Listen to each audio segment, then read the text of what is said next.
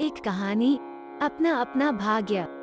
एक व्यक्ति एक दिन बिना बताए काम पर नहीं गया। मालिक ने सोचा इसकी तनख्वाह बढ़ा दी जाए तो यह और लगन से काम करेगा और उसकी तनख्वाह बढ़ा दी।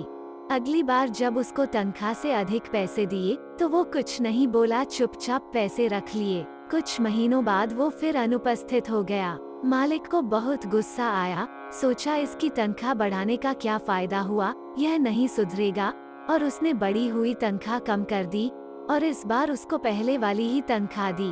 वो इस बार भी चुपचाप ही रहा और कुछ ना बोला। मालिक को बड़ा आश्चर्य हुआ।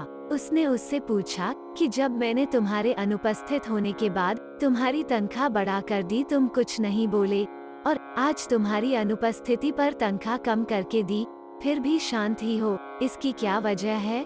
उसने जवाब दिया, जब मैं पहले अनुपस्थित हुआ था तो मेरे घर एक बच्चा पैदा हुआ था। आपने मेरी तनख्वाह बढ़ा कर दी तो मैं समझ गया परमात्मा ने उस बच्चे के पोषण का हिस्सा भेज दिया है, और जब दोबारा मैं अनुपस्थित हुआ तो मेरी माता जी का निधन हो गया था। जब आपने मेरी तनख्वाह कम दी तो मैंने यह मान लिया कि मेरी माँ के हिस्से का उनके साथ ही चला गया। अब मैं उस तनख्वाह के लिए क्यों चिंतित हूँ जिसका हिसाब स्वयं परमात्मा ने ले रखा है।